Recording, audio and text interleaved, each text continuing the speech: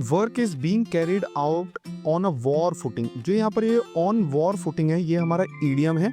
याद रखना, ये ईडियम या फ्रेज की तरह इस्तेमाल किया जाता है। इस ईडियम का आपको तभी इस्तेमाल करना है जब भी आप किसी एक ऐसी चीज को बता रहे हैं जहाँ पर अत्यधिक तत्परता है, जल्दीबाजी है, या आपातकालीन की स्थिति में तैयारी होने के सेंस में बोलते हैं। मतलब यहाँ पर लिखा है work is being carried out, मतलब जो काम है ना वो इस तरीके से किया जा रहा है कि ऑन अ वॉर फुटिंग, मतलब इस तरीके से करा है कि युद्ध की स्थिति क्रिएट हो गई है। तो ऐसी स्थिति में काम धीरे तो नहीं कर सकते ना।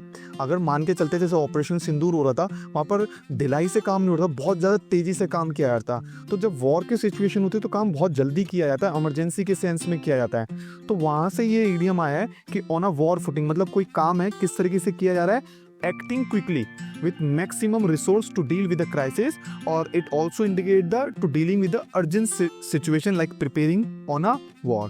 तो इस सेंस में आप इस्तेमाल किया जाता है। जैसे मान के चलते हैं कि जब हमारा कोविड-19 आया था तो जो सैनिटाइजर है और मास्क थे, many companies they were producing mask and sanitizer on a war footing। ठीक है, ऑन अ वॉर फुटिंग मतलब क्या, युद्ध जैसी स्थिति क्रिएट हो गई थी, या उस सिचुएशन को इस ईडियम को इस्तेमाल करके क्या बनाने के सेंस में, अर्जेंट सिचुएशन को डील करने के सेंस में।